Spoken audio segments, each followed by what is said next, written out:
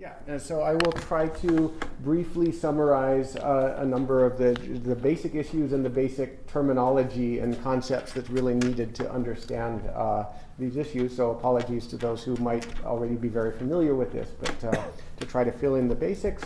The central issue here is encryption. And how it can be used or misused. Now, the first thing to understand is, it should be obvious, but encryption is just a technology. It's not magic, and it can be used or misused like any other technology. One of the most fundamental aspects of encryption to understand is it depends on keys. So the purpose of encryption is to scramble a message so that nobody who's not supposed to be able to read it can read it. The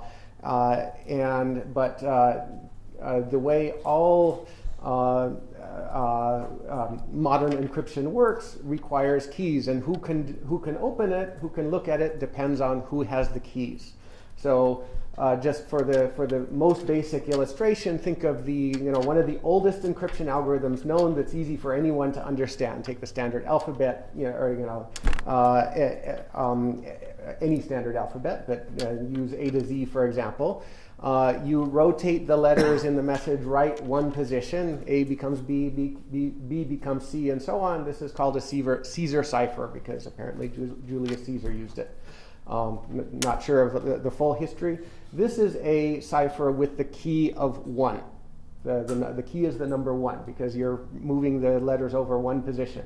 If you chose to move the letters over two positions, A becomes C, B becomes D, that's a cipher using the key 2, right? So now this is not a secure cipher. It's very easy for anyone who knows anything to break that cipher, but this illustrates the general concept that in any modern cipher, a key is just a number, and whoever knows that number can decrypt the message in general. Whoever doesn't know that number, if the cipher is a strong modern cipher as opposed to a Caesar cipher, then whoever doesn't know that number will have a very, very difficult time and effectively will not be able to decrypt the message. Now, so this brings so the central question here is really not so much about encryption, but it's always about who holds the keys, who can decrypt it, the message. And that's all about how encryption is deployed and how it's used. Now, to illustrate one of the central questions in deployment is, like I said, who holds the keys? And to illustrate the difference, let me contrast two different very common ways to deploy it. You might have heard the term end-to-end versus connection or hop-by-hop encryption.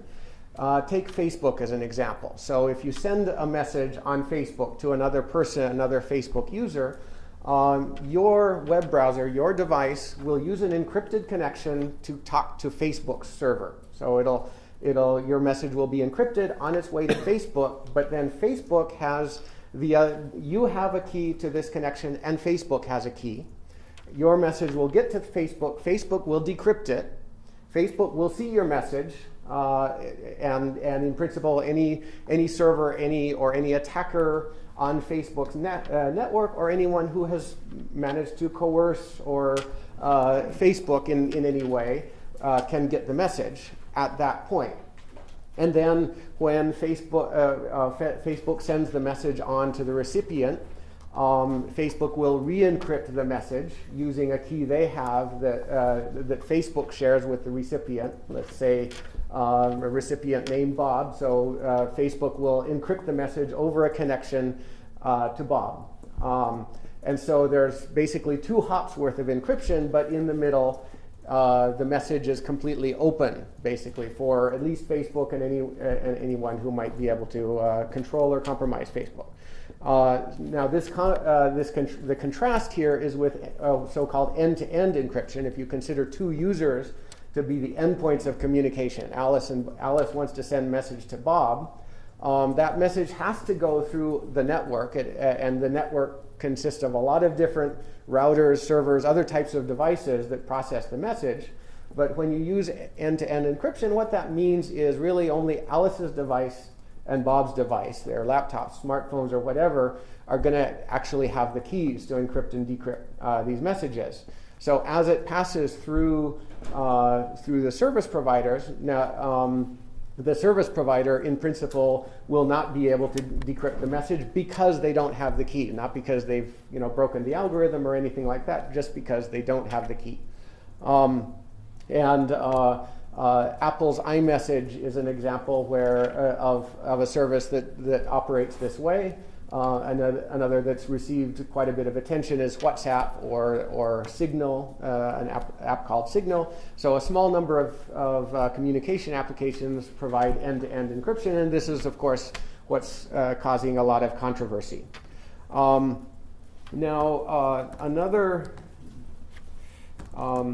really critical thing to understand about encryption is the difference between content and metadata. Even all of these end-to-end encrypted applications only hide the content of the message, not the fact that communication is happening, or the identities of the people communicating, or the times they're communicating, or how they're communicating. So anyone so when you're using a device, a mobile device like a smartphone, invariably a lot of different parties along the communication path will know or will be able to, say, tell law enforcement who is communicating and what type of application they're using when they communicate, so they can keep log. They can and do keep logs, so that even months after you communicated, they can tell exactly who was online, who was communicating using which apps at this particular time in this particular location. This is all called metadata analysis or traffic analysis, and it's a very powerful tool for law enforcement. This tool is not broken by end-to-end encryption. Law enforcement can and do still use metadata analysis, and it can be extremely revealing as well. I'll let others discuss this further, but it can reveal, obviously, what church you go to, how often do you go to a psychiatrist, do you go to an abortion clinic, are you having an affair, all kinds of things can very easily be revealed to someone who's watching just from the metadata, right? Now, there's kind of a second level of privacy protection technology that actually tries to provide anonymity, tries to protect the metadata. Tools like Tor, if you might have heard of it, try to take this extra step to hide not only the content of the communication, but who is communicating with whom. Tor operates by basically rerouting your connection through rerouting your communication through a number of servers spread around the internet that, if everything operates correctly, they guarantee that no single party, no single organization, network provider, company, or individual will be able to see both who is sending a message and who is receiving a message. Nobody can see both ends of the communication, making it a lot harder to tell who's talking to who, right? And of course, as might be expected, there's a lot of controversy about this as well. It needs to be carefully distinguished from basic encryption, what it does and doesn't do. Both, of course, can be misused by criminals, terrorists, and so on. But they're also very important in protecting people's privacy, freedom of speech, and freedom of expression. And again, I'll let other panelists get further into this. Both encryption and anonymity tools are often critical to very important tools for victims of domestic abuse who are trying to protect themselves from stalkers, abusers. It can help even law enforcement agents themselves when they're investigating criminal activity. They don't want the organized crime to see where their connections are coming from when they're inspecting criminal websites and so on. So those are the basic terms. I want to lay out the encryption and the important question of who holds the keys and how it's deployed, whether it's end to end or hop by hop, and then the difference between metadata,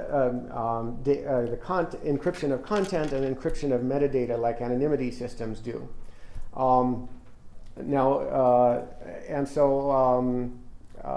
course, and maybe I'll just leave it at that in terms of, and let others deal with